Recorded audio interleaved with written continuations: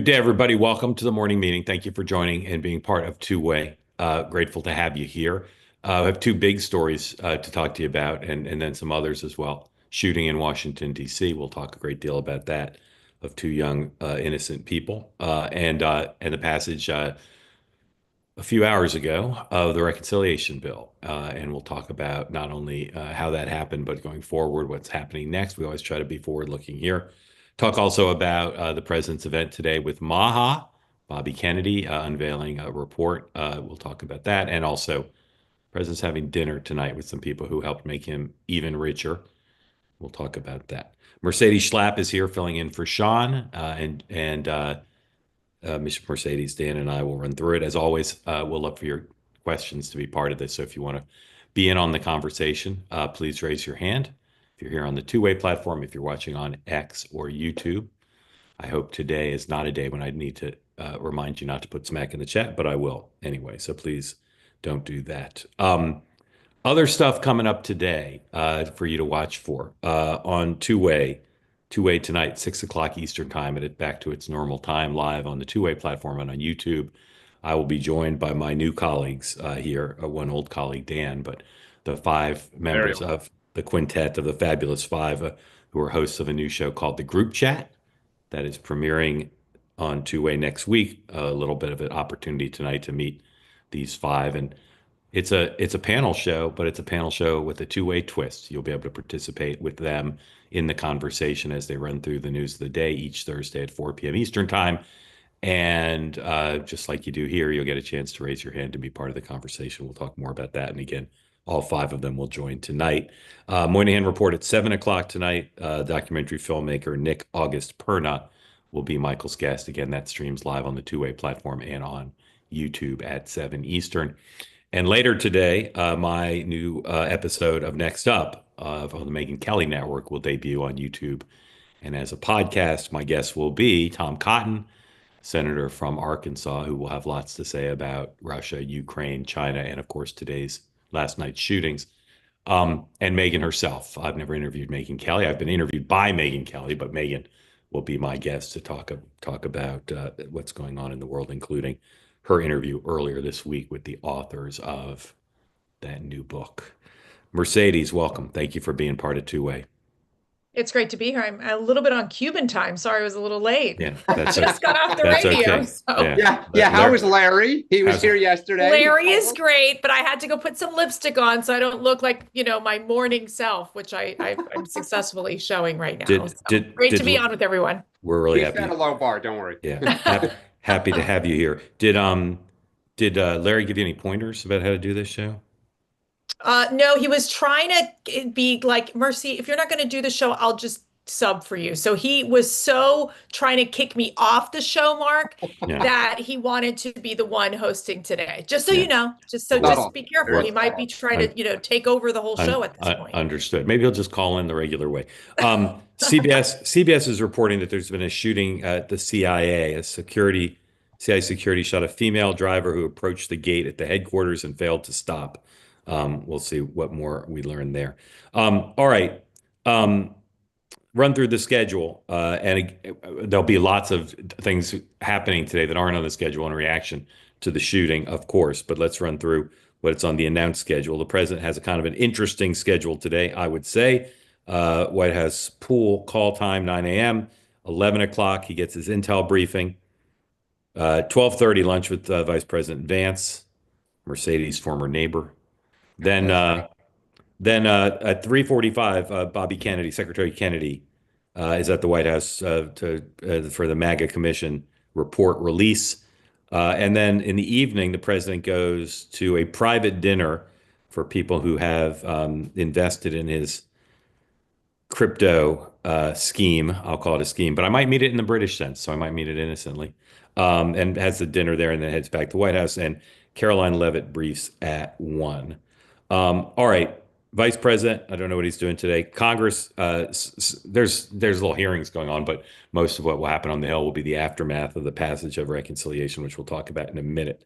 But first, let's talk about the shooting. There's lots to say, and as always with these stories, don't want to get ahead of the known facts. A lot of people jumping to a lot of conclusions. but I don't think anybody doubts that Yaron Lashinsky and Sarah Milgram were killed because they were Jewish. And as several people have pointed out to me this morning, is not any reason to think that the alleged shooter knew they were from the embassy, but he did know that they were part of an event celebrating Judaism and Jewish life. So again, there's a lot we could say. A few things I want to show you before we start talking about it. This is the shooter himself, alleged shooter, Elias Rodriguez, after he was taken into custody and brought into the facility where the event was held. This is 106, please.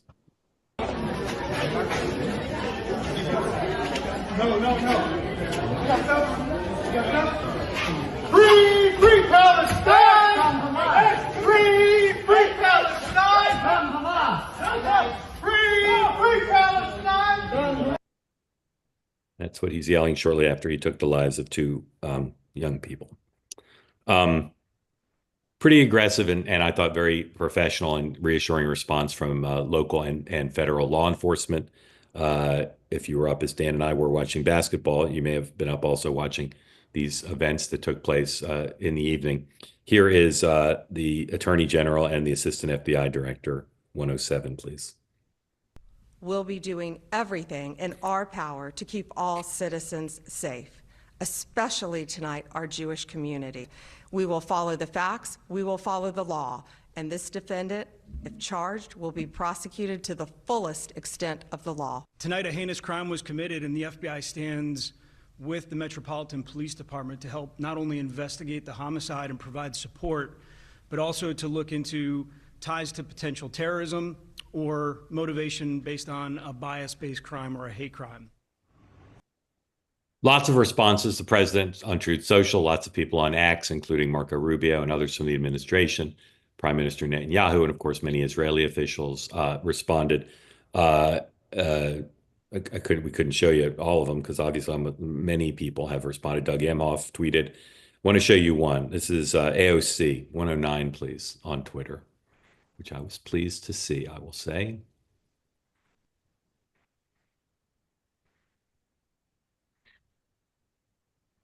Absolutely nothing justified the murder of innocents. I'm devastated by the killing of two people outside an AGC global event here in Washington.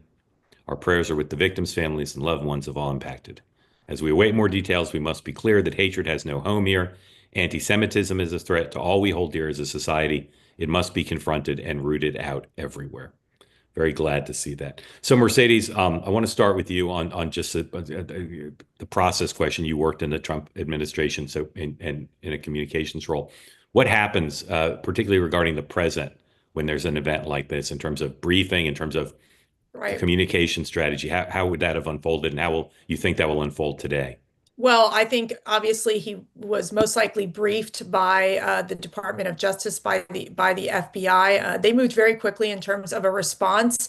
And, you know, President Trump, the one thing that we know is that he's his own communicator. So he would be the one quickly to, call Dan Scavino or one of his top staffers and say, hey, put this tweet out, or put this X post out, or truth post out, I should say, on his account. And then obviously with Pam Bondi living very close to where I think the incident happened, she went down to the press conference. So look, they activated quickly. They responded quickly. This coming from the FBI. But this, I think, Mark, speaks to a broader issue here, which is the fact that this anti-Semitism is going beyond these college campuses, right? It started with pro sympathizers of Hamas in the college campuses, with the encampments, with bullying Jewish students, to now the death of two innocent Israeli embassy staffers. And clearly what you're seeing with Elias Rodriguez, he's part of the Party of Socialism and Liberation, a communist party. He's been involved in other protests like BLM, and now taking these violent actions, I think is taking this issue of combating anti-Semitism. I mean, it's going to be taken to a whole different level. I mean, this just shows you that these Hamas sympathizers have infiltrated American society, and it's an issue that we're facing here in America, but also in the globe. So Dan, there's The issue of gun control has not come up yet that I have seen, but it will once we determine how he got the weapon. The issue of anti-Israel movements in the United States. Those are two things that will come up, and those are divisive and partisan issues, polarizing issues. So far, again, if there's a silver lining in this horrible event, almost everybody's saying the same thing. We need to harden targets. There needs to be more security. That's an unfortunate reality. And that this is a manifestation of anti-Semitism. So where do you think we are now? Where do you think we head? Yeah, I think I was really happy to see AOC put the post up that she did. I think, Mercedes hit on it a little bit. There has been a rise in anti-Semitism in this country now for the last 2 years. And it is one thing for people to protest for the outcome of a conflict, right? To wave a flag or whatnot. But the kind of intimidation and some violence, I'm not even talking about this incident of a shooting, but has kind of become somewhat accepted in parts of our country that, hey, these people are frustrated and they have, they're expressing themselves, and it's a little bit of kind of like good trouble, but it's not. And obviously, where I live here in New York City, this is a huge topic. People's children don't feel safe. There's, swastikas are put on subway stations, on school doors. And I wish the Democratic Party was more direct in saying that is not okay. It's fine to protest, but you cannot try to intimidate people, harm property or people, and good God, obviously, not murder somebody. It's just not acceptable. So hopefully this is a moment for some parts of the Democratic Party to sober up a little, to say, we need to be crystal clear in what is okay and what is not. And I think, unfortunately, the 2024, the party waffled a little bit on that. So there's so much reaction, obviously, in Israel. I've been monitoring it this morning, and I didn't put up the pictures of the two victims because I'm going to cry enough during the episode without that. But I'm just seeing it somewhere else. At least two weird things going on between Israel and the United States right now. There's some reporting on it, but it's pretty opaque. One is Benjamin Netanyahu under pressure to increase humanitarian aid, as he makes it clear that he's going to go back into Gaza with military force, and that's underway. So that's and what the Europeans have been pressuring Netanyahu to do more on aid, humanitarian aid, and what President Trump's posture towards that is not clear to me. It's not clear based on the public statements. And of course, he skipped Israel on his trip. The other thing is, it's being reported by Axios and others that the Israelis' intention, if the U.S.-Iran nuclear talks fall apart, which they could, is to finally, after more than a decade, probably 2 decades of speculation, that Israel allegedly is prepared now to engage in a military strike against Iran to try to take out their nuclear capability. I can't help but think that this tragedy is going to somehow impact what's going on. And I say this just as a matter of fact. I'm not denigrating him. I'm sure Prime Minister Netanyahu sees leverage in this. That'd be my guess. So, Mercedes, how do you think the tragedy will impact what's going on now in Gaza and what's going on with Iran? Well, interestingly enough, Prime Minister Benjamin Netanyahu basically said that he's going to look to beef security up in the missions, number one. Number two, I do think President Trump and his team, they are not necessarily in favor of military expansion into, or these actions into, Gaza. And I know that they are not in favor of Israel moving forward with any sort of preemptive strikes in Iran either, especially as President Trump, coming off of his Middle East trip, made that gesture towards Iran, saying, hey, let's make a deal. So I think that they will, although this is a huge tragedy and it might shift a little bit in terms of basically supporting Benjamin Netanyahu, I still think the Trump administration is seeing this as a huge American problem right now that's festering in our college campuses, that is festering with these groups like Mahmoud Khalil, who obviously help organize the Palestinian students up in Columbia University. So I think their focus will be more on how do we keep revoking student visas? How do we break these student groups, and who's funding these student groups that basically hone in and target Jewish students? And how are you going to fortify, for example, synagogues and places where the Jewish people come together? I think those are going to be very serious conversations that the administration is going to have. But I'm going to say one thing, Dan, with all due respect. I mean, this idea of applauding AOC, I mean, the squad in and of itself, their language has been so anti-Israel, death to Israel. So I think just dangerous rhetoric that they have pushed through, in no way trying to solve this problem that we've seen. So I find, I would wish that the Democrat Party and the squad would watch that 20 and 40-minute video that has been put together by the Israeli government showing the body cams of these Hamas terrorists who burned innocent women, children, grandparents alive. Matt and I were at the International Conference for combating anti-Semitism in Israel. We went down. We were about 1.2 miles from Gaza. We met with many of these survivors, these families of October 7th. We watched those videos of these innocent young women and men and babies being burned to death. And you listen to what they say, and that you hear these Hamas soldiers basically calling their parents saying, I killed 20 Jews, praise Allah.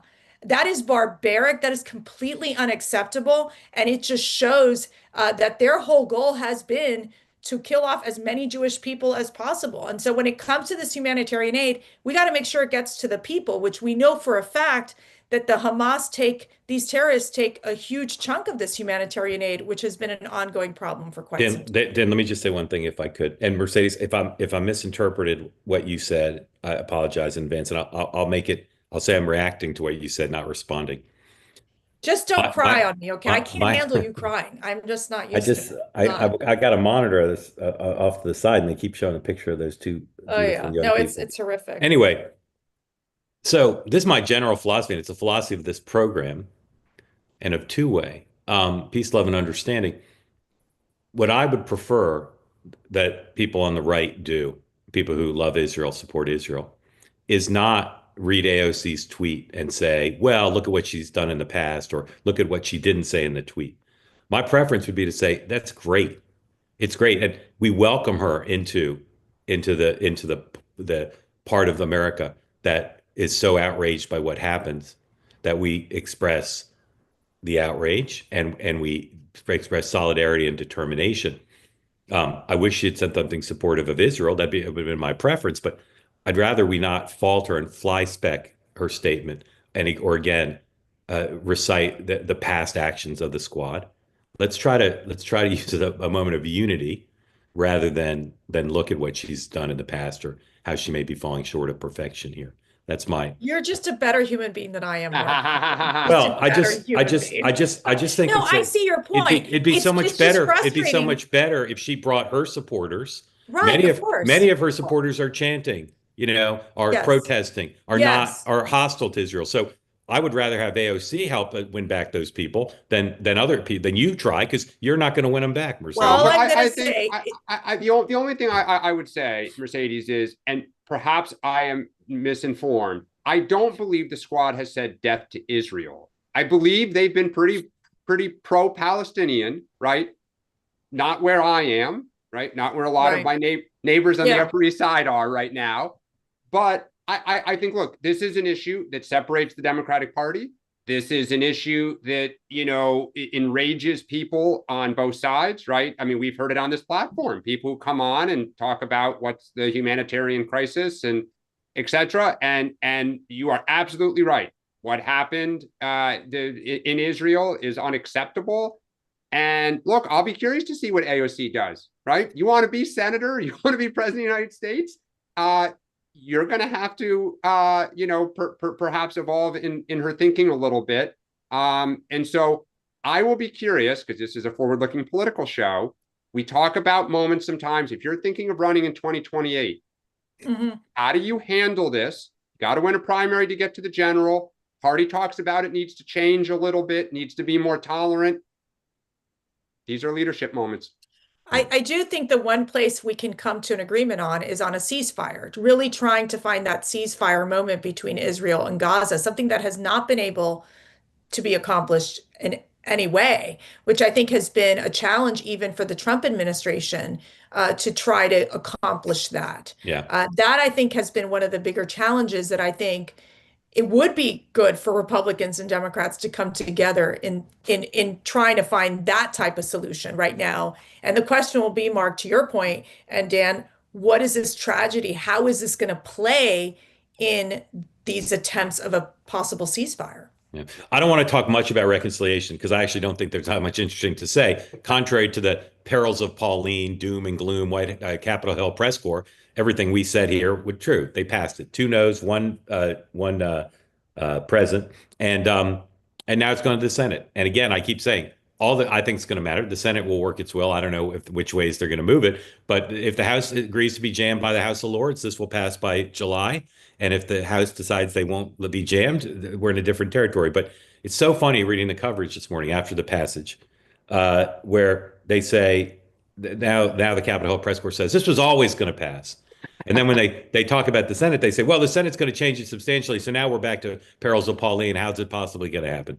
Here's Speaker Johnson first on the House floor announcing passage, and then in a celebratory post-passage press conference. 104, please. On this vote, the yeas are 215, the nays are 214, with 1 answering present. The bill is passed.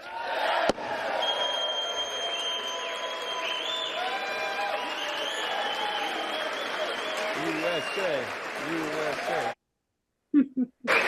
We look forward to the Senate's timely consideration of this once-in-a-generation legislation.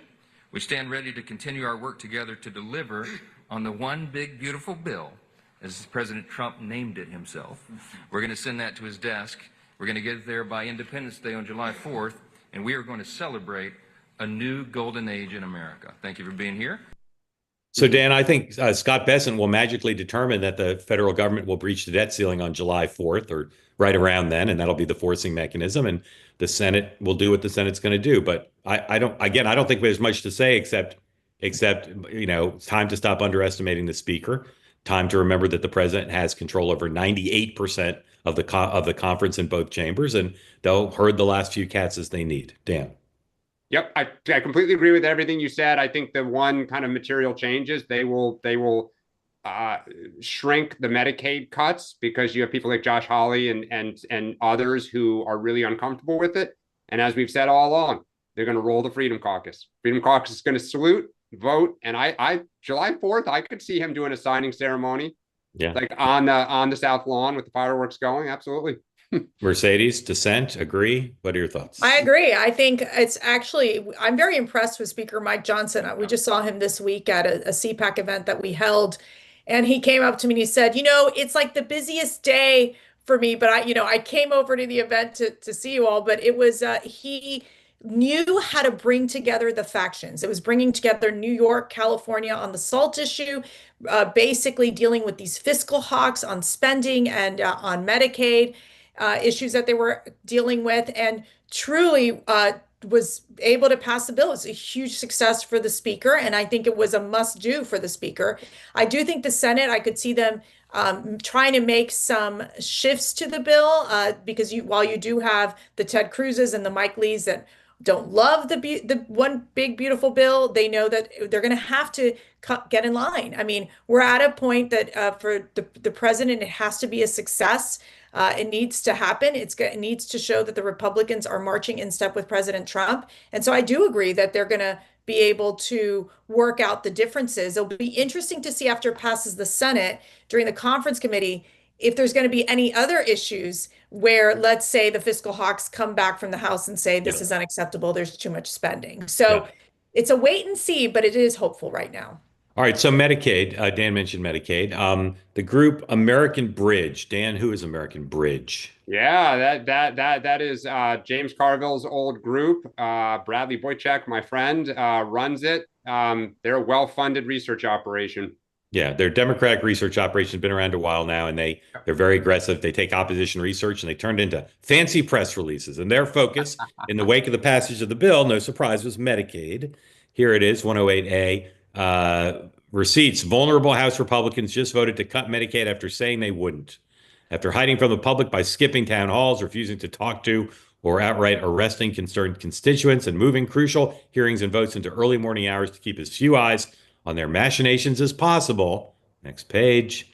House Republicans just voted in favor of Trump's reconciliation bill that would kick 8 million off of Medicaid, etc. Karl Rove's column today in the Wall Street Journal, I recommend to you. His entire thing is Karl's advice to the White House and the Republicans on Capitol Hill about how to message what they're doing on Medicaid and say, yes, some people will lose coverage of Medicaid, but it's people who, in Karl's view, the Republicans can successfully say shouldn't be getting Medicaid.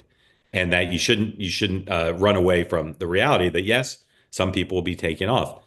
Mercedes, is the messaging of Medicaid the top priority now?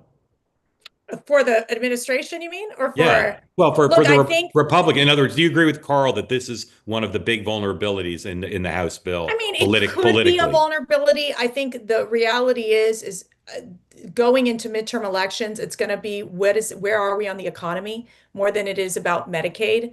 I think it's going to be, did we lower the cost of living? Can you afford a house?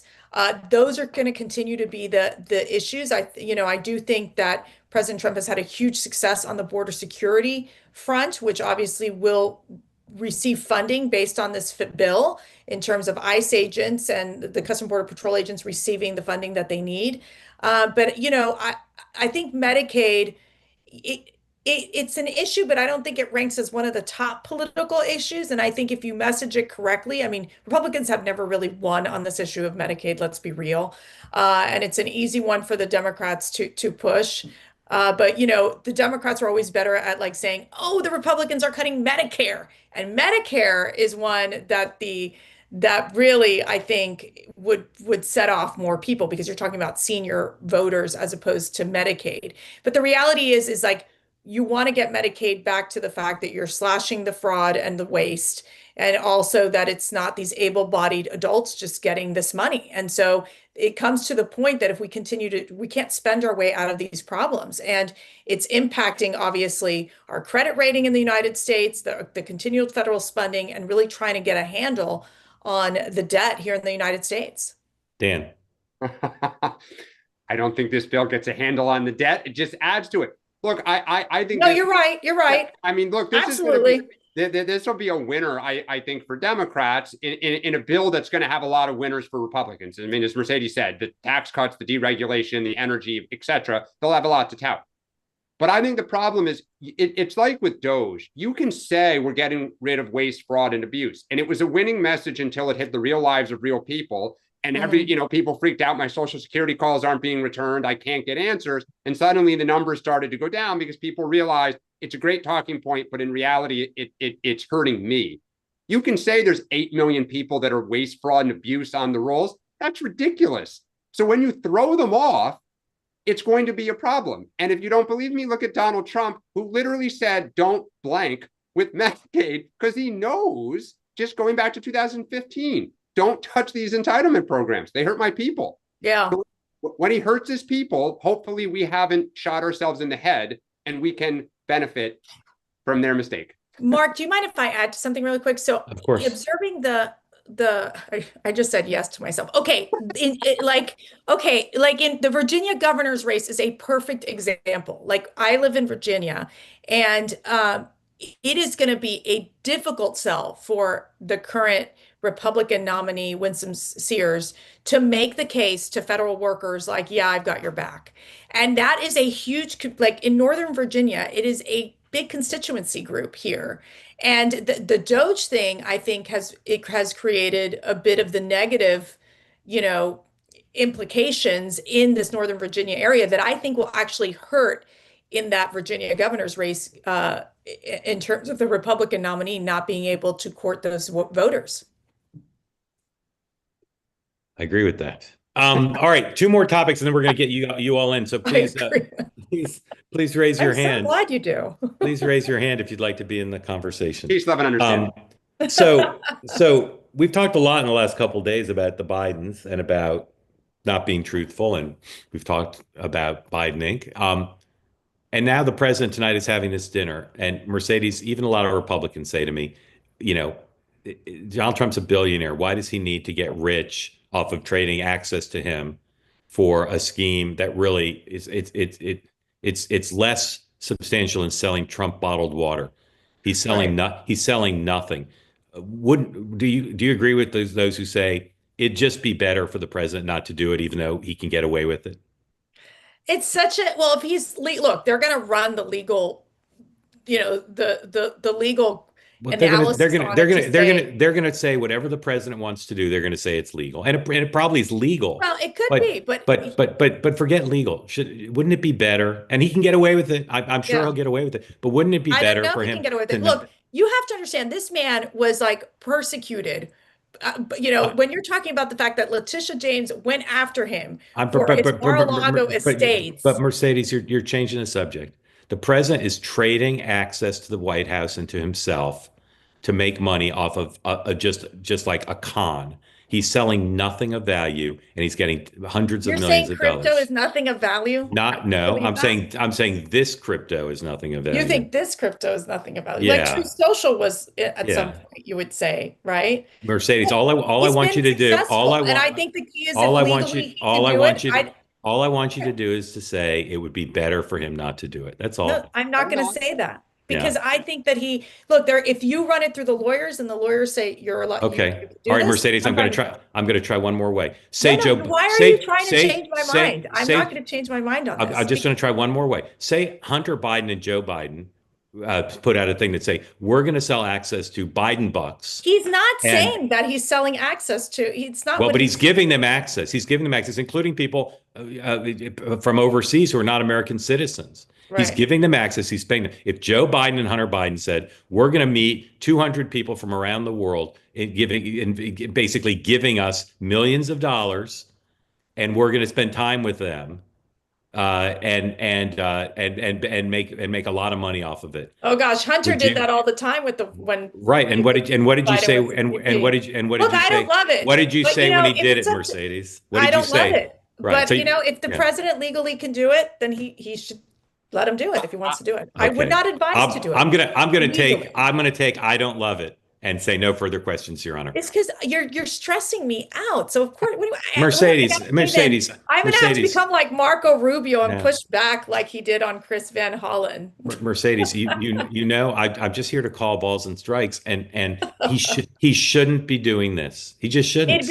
It does open him to legal scrutiny that then you could have a attorney general from one of the blue states go after him. I mean, that Yeah, is a possibility. Like but if he also, would I weigh mean, all the possibilities, it when could create legal when headaches for him. when the Clintons let donors sleep in the Lincoln bedroom, Republicans rightly said it doesn't look right. Right. Yeah.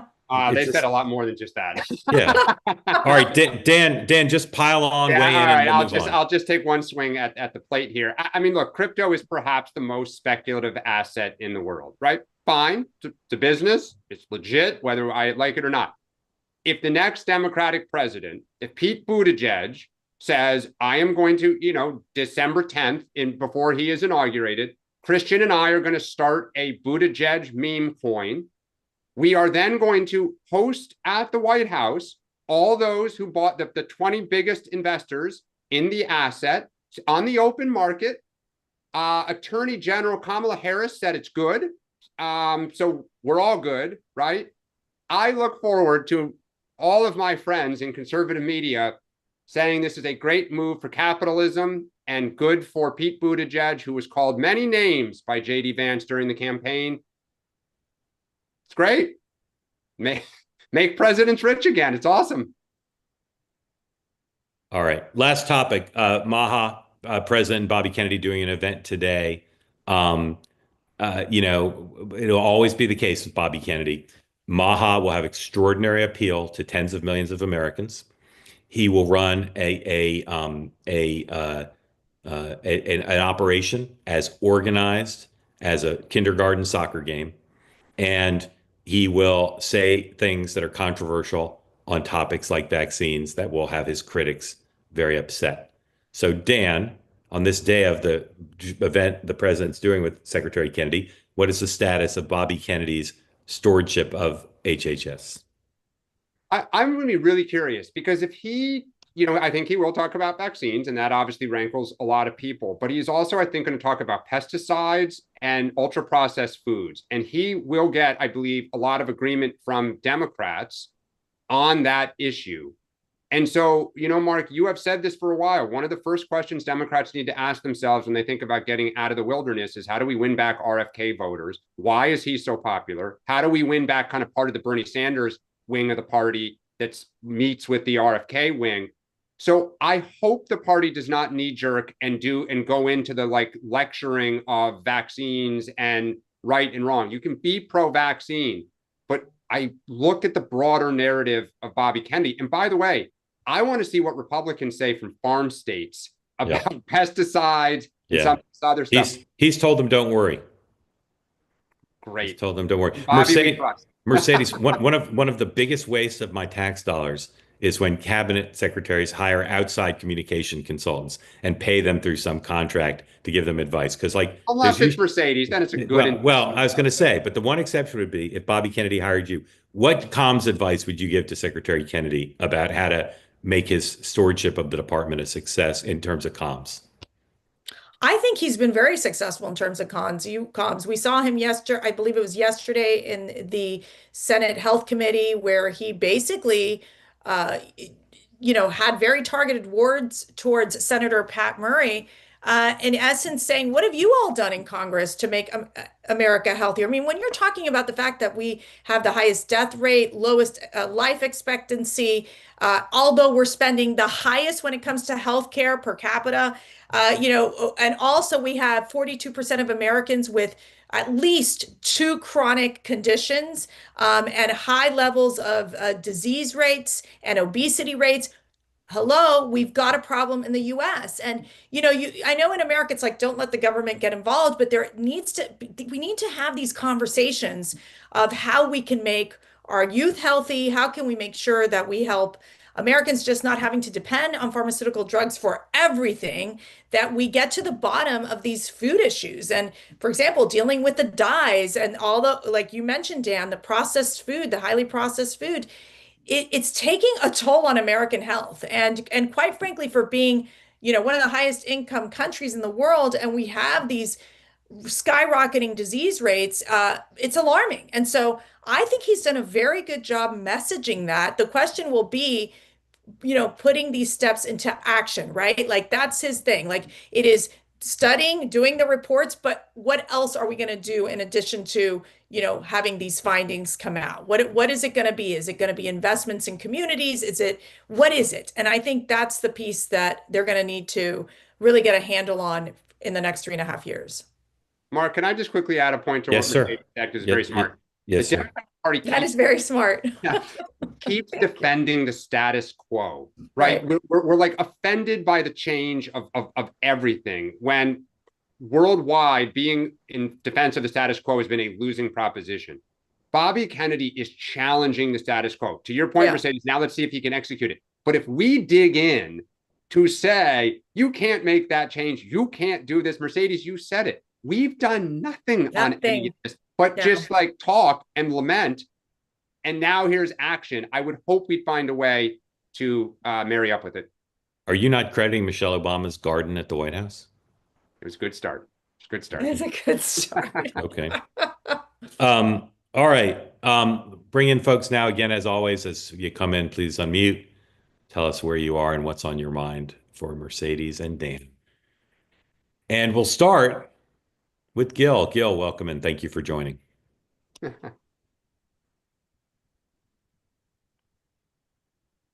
Gil, you just need to unmute. There you go. I was blocked off by one of the screen things. There you go. I wanted to kind of go back to all this cover-up that's been going on with Biden and all the people who somehow didn't know, ranging from Gretchen Whitmer, who says she's way out in Michigan and only saw the president a few times when she's part of the DNC, and you can go on nauseum, all the people who have more or less said they just didn't know. And meanwhile, all the people who are better informed say, well, they all knew. And I think that's more accurate than not.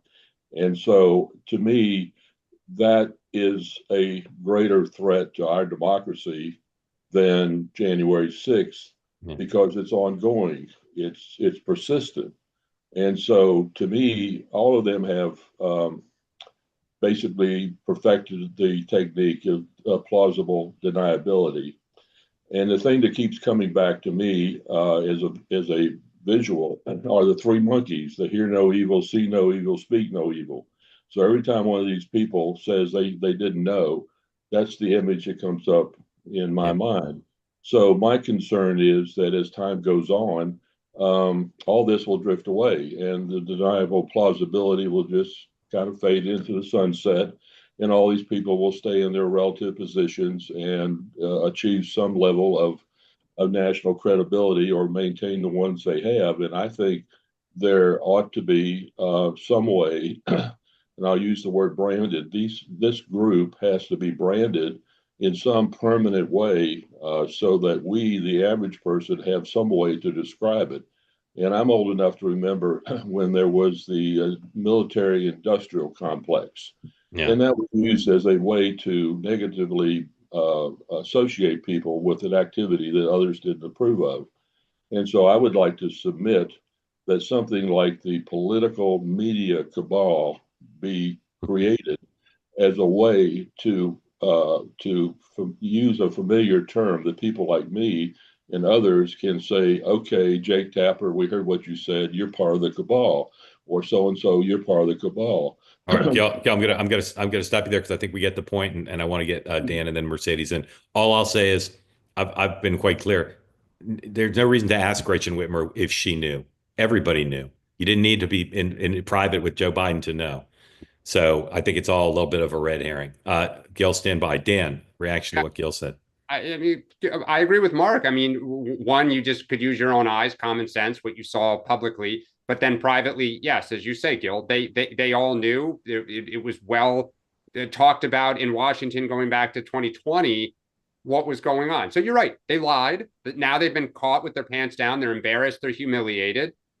Like a lot of people in such situations in politics, they're not going to kind of do the mea culpa, although I wonder if somebody actually will to see if they can kind of try to put it behind him or her. You know, Gil, look, both parties sometimes just grin and bear it and try to tell you, you know, up is down, black is white, so to speak, and move forward. But look, we paid a price in 2024 in November. We will probably pay a price going forward. And I can give you some comfort that I'm sure J.D. Vance and anyone else thinking of running for president in 2028 will bring this up early and often with a catchy nickname, probably provided by your current president. And we'll see if Democrats can move past it. Mercedes, you got a good idea for branding on this one? I'm not going to help them brand. No, I mean, hope Gil brand the cabal. We branded Let's Go Brandon, and I think we were right. But I think that, look, I think if I would be a Democrat, I'd be so mad at the party. And this is where you kind of had like, and even Kamala Harris, like there should have been a moment where the Biden family should have said, we can't keep doing this. Like for the good of the party and the nation, let's, he steps down. Kamala becomes president. It would have probably given her a better, I still don't think she would have won because I don't think she's presidential material, but it could have maybe boosted her chances. I hate to say it. And you even see Joe Biden in his latest interviews saying, well, I could have won, like if I would have stayed in. They're still holding on. And one of the things that this swampy town and this, both of you, Mark and Dan, that you got to know when it's time to get off the stage. And for Joe Biden, it was clear to all of us, and even to my Democrat friends, that they were like, he's just not there. You go to the meetings, and it's very clear that there's cognitive decline. And the mere fact that they tried to keep propping him up, I think, was just something that is just, even for the country, it's just a betrayal to the country. Gil, thank you. Bob, welcome in. Tell folks who don't know where you are, what's on your mind.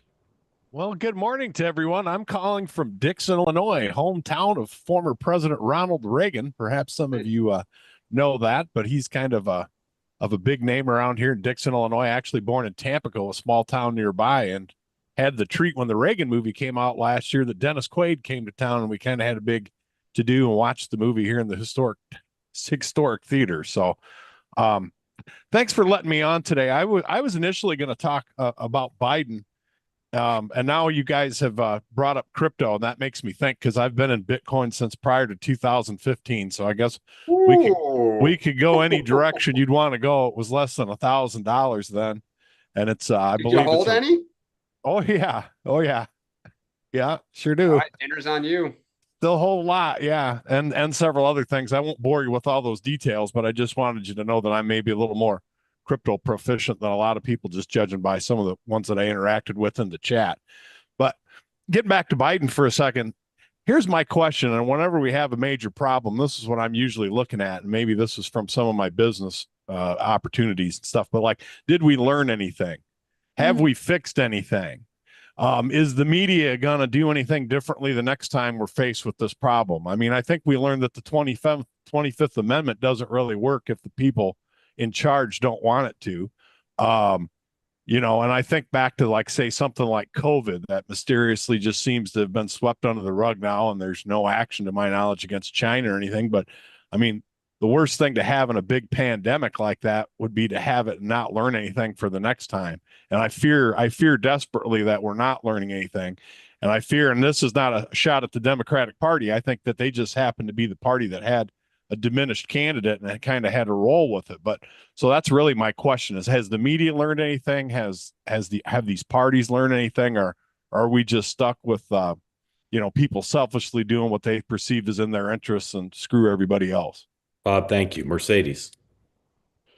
Have the parties learned anything? Oh my, they're so flawed, all of them.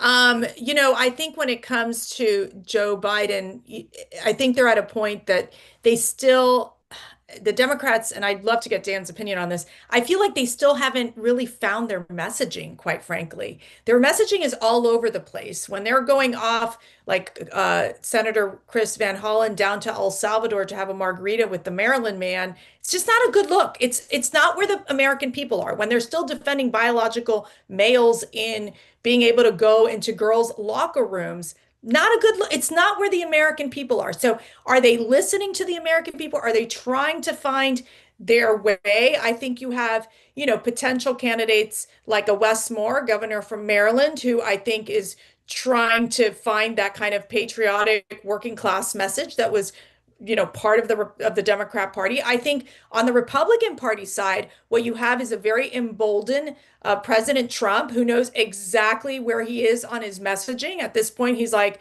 look, these are my last 4 years. I'm going to move fast. And so he is, and Mark, you know this, he's dominating the news cycle. I mean, we can't even keep up. It is 3 to 4 meetings a day. He's changing how we work with, for example, the Middle East countries, a whole new way of foreign diplomacy, which is that of commerce, economics versus, guns and weapons, like truly. And even his diplomacy with like the South African president, just calling them all out, out in public and bringing awareness to these issues of what the white farmers are facing in South Africa. He is emboldened. He is moving forward quickly, and he really has defined the Republican message moving into the midterm elections. A question will be: is the economy going to continue to improve? And if it does, can that help bolster the Republican Party to maintain the House and the Senate? Dan. I think the Democratic Party has not found a way to talk about this. They hope it goes away. I wish they would say in public what they say in private, which is WTF, and just use common sense. I do think for 2028, they all know they're going to have to address this. And I think the winning candidate is going to probably be the most forward and blunt and just say we screwed up. Has the media and everything learned about it? I don't know. And I say this not to be snarky. Donald Trump is an old president. Right now, to Mercedes' point, he is front foot. He is action. He just, oozes piss and vinegar, right? He does. What if in 3 years he starts kind of getting a little glassy eyed and everything? Look, it's going to be hard for us Democrats to kind of call him out, right? Because everyone's going to hold the mirror up and say, what about Joe Biden? But would the Republican Party, would, the media, like, we will find out. I think broader within the party, watch the primaries coming up. Nancy Pelosi, Steny Hoyer, Jim Clyburn, Maxine Waters. And there's about 25 members of the Democratic caucus, many of whom are in leadership, who are in their 80s, who have had health issues, who are clearly slowing down. Nancy obviously stepped down, but she's still a pretty dominant figure there. Watch primaries. I think you're going to hear it's time for the torch to be passed. Period. I have no more agenda. Yeah. Bob, Bob, could you see any action being taken to try to tweak the 25th Amendment, or is that just a dream on my part? I was talking to somebody the other day about this. If I were a Democrat, like, I love that Trump does stuff like the McDonald's stunt, and like, he's so good at just coming up with something that like gets in the headlines and so easy for all of us to remember, right? Why not come out and say, we have a minimum age, we should have a maximum age? Just say, who knows if it's ever going to pass? But be the person who says, I'm going to call a spade. This is nonsense. We shouldn't have 85-year-olds running the country. Bob, let me ask you a crypto question. What are the folks having dinner with the president tonight getting for their money? Probably. I've got to be honest with you here, Mark, that I haven't looked into it that deeply that I would necessarily know all the machinations behind the scenes. I agree that it's a bad look. I think I posted in the chat a little while ago, being kind of considering myself a crypto guy, I'd have preferred he not wandered into these waters at all personally. So you agree with Mercedes? I agree that he shouldn't.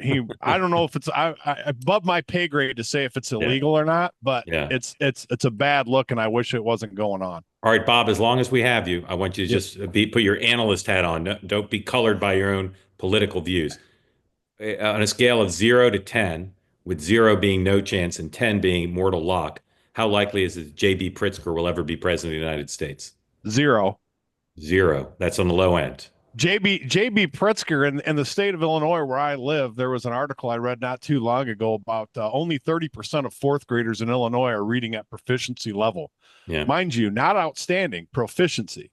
That's a scandal, and this man's busy worrying about being president. I don't see it ever happening. It's one of the craziest things about politics, Bob, because a lot of smart people I know in Illinois and around the country agree with you that it's 0. And yet he's touted as one of the leading prospects, and he himself seems to think he's got a pretty good chance to be president. And that's why they play the game, Bob. Just like last night's Pacers-Knicks game. There was no reason to play past the end of the fourth quarter, and yet they chose to. I have been wrong before too, just not about Bitcoin. All right. If J.B. Pritzker gets elected president, will you sit with me at the inauguration? Oh gosh. Well, I don't know how I could turn that down. All right, Bob. Dan agrees with that one. Bob, it's not happening. Thank you, Bob. That is a family with a lot of investments. So I'm sure everyone will be very happy with that. Yeah. All right, everybody. I don't see it, but everybody make a tonal change, because here comes Haley, who, for those of you who don't know, is a dual American-Israeli citizen, and I'm sure has got lots to say on reflection about the tragic events of yesterday. Haley, welcome in. Thank you for joining. What are your thoughts? Thank you for bringing me in. I almost wish I didn't have to come in so often. I'm just heartbroken this morning. I mean, I read that this couple was just about to get engaged in Israel next week. I mean, I've cried this morning for sure. But I'm honestly I'm so exhausted, because I feel like, and this I credit to 2A 100%. I am definitely one of the Israeli Americans who have opened their minds and tried to look at both sides of this issue with a much more open mind than, let's say, some of my Israeli family, because just that's who they are. These types of events kind of make me just it brings me back to the tribalness of I have to defend my side no matter what, especially when they're doing this in the name of free Palestine, which I know it's all ignorance, because if they really knew what was going on, this wouldn't even be happening. So my initial like thought was obviously shock and surprise that this could happen in America. Honestly, I was expecting, this happens in Europe all the time, unfortunately, and even in Canada, I've heard of horrible instances, but in America and Washington, D.C., shocked me, but it didn't surprise me, as Megyn Kelly likes to say these days. Like, it's shocking, but not surprising. And I just think that Israel's PR war that they're waging and the fact that they're losing is actually killing people. And I think that and I don't know the instance, but it's just a gut feeling that this person truly has no idea what is happening and is just listening to the lies being told about the only democracy in the Middle East and decided to take matters into his own hands today. And I think it's a trend that's terrifying to us Jews here in America. Haley, thank you. Grateful to you.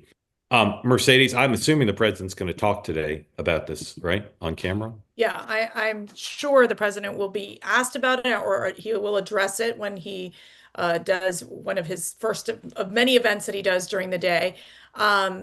So, we'll see. I do think it's going to be interesting if they're going to, not only will there be the investigation piece of this, but what other actions the administration is going to look into in combating anti-Semitism here in America. That's something that they've made it as a top priority for the administration. And then again, the second question being, will there be a conversation? For example, I can assume the president might call Prime Minister Benjamin Netanyahu, and obviously I could see the families, him calling the families as well of these Israeli embassy staffers.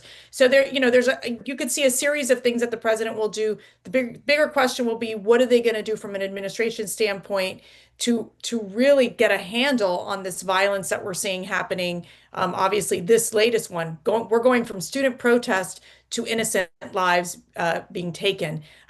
We're in a whole different level in terms of this battle in combating anti-Semitism in America. Yeah, amen to that. All right. Again, as two-way grows, it will become increasingly difficult for you to keep track of all our programs. Being honest, sometimes it's a little hard for me to keep track of all our programs. So let's review. Today at 6 o'clock Eastern time, a regular episode of Two Way Tonight. But oh no, not a regular episode, because it will feature the introduction. My guest for the full hour is what I call the Fabulous Five, Dan's colleagues on our new program. I am their colleague. Debut next week, the group chat. All right, and you see them there, and you may not be familiar with all of them. Maybe you are. Emma Jo Morris. I'll go left to right. Emma Jo Morris and Nina Turner. Batya Ungar Sargon, Robbie Suave, and Dan are part of a new program that will debut next week. But again, they're joining me tonight at 4.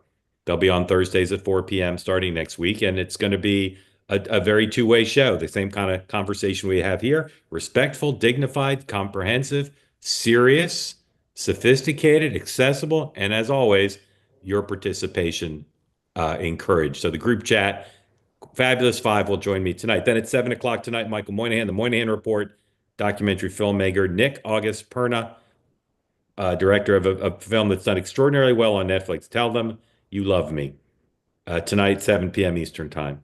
And as I said, later today, you'll see on YouTube and where you get your podcasts, the new edition of Next Up, my program on the Megyn Kelly Network. I'll talk to Megyn Kelly as my guest, as well as Senator Tom Cotton about the shooting in Washington and about how we will solve the Russia-Ukraine problem here in America, and about the end of woke. And then I'll have a little thing to say about my prescription for how my colleagues in the media can heal themselves and maybe restore the needed credibility in this country.